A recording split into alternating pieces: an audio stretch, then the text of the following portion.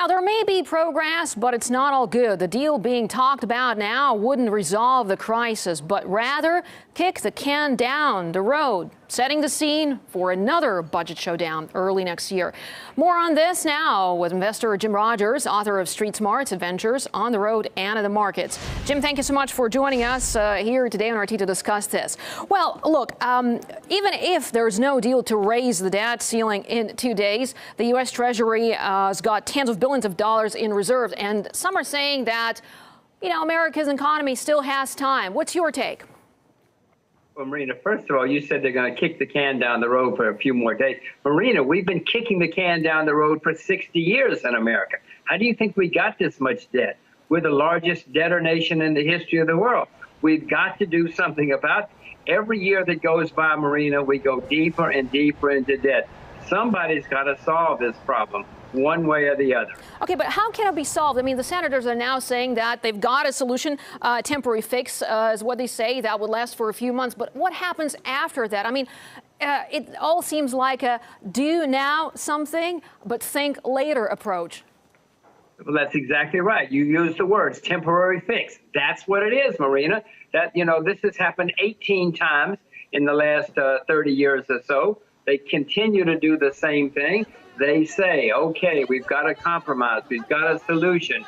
And the next thing you know, 2 or 3 years later, we're right back where we started, except the debt is that much higher every time.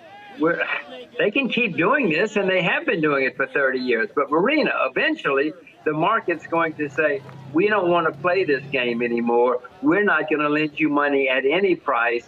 And America will then go into sudden and steep decline, just as has happened in the UK and Spain and many other countries over the past 200 or 300 years. All right, now let's look back a few years to 2008, the global financial crisis. And some analysts were saying back then, when America sneezes, the whole world has a cold. So, I mean, is this a similar situation now? What happens to the countries who have their assets in dollars? How are they affected? Well, Marina, this is all a temporary little game that they're playing in Washington. People who've got dollars are not affected at all. I would hope they would be. I wish that somebody would, that something real would come out of this. But at the moment, if you own dollars, you should not be paying attention to this. I know, Marina, you're a journalist. You've got to have people watch your TV, and you've got to report it. But, I mean, people who are real investors are not paying too much attention to this because nothing's going to come up. Well, President Obama a short while ago was talking about America's exceptionalism, and it looks like the exceptionalism extends to the financial sphere as well. I mean, is this right, or is it time now to move away from the dollar as, the major reserve currency? Well, many people in the world were a little embarrassed when Mr. Obama said that we were an exceptional country, because historically, maybe we are this year, but over the past few thousand years, that's a little bit of an embarrassing statement, as many people in the world know.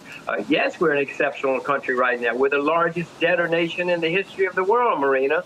No country in the history of the world has ever gotten itself this deep in debt, and we're going to pay the price down the road. And all of our creditors and all of the people doing business with us are too. We're the largest economy in the world, but we're in decline, and we're not solving our problems.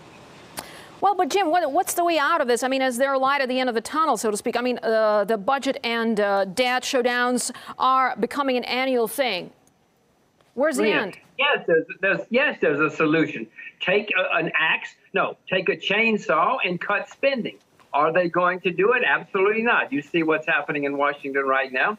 Same old charade. They will come out in a few days, and they will announce everything is okay now.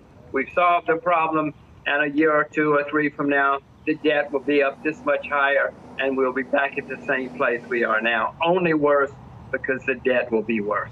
And countries that are lending to America have really, that Russia, China, a few other countries are starting to say, we've got to do something else. We cannot keep putting money into U.S. dollars and into U.S. government bonds, because this thing is going to end badly. I'm not the only one who knows that.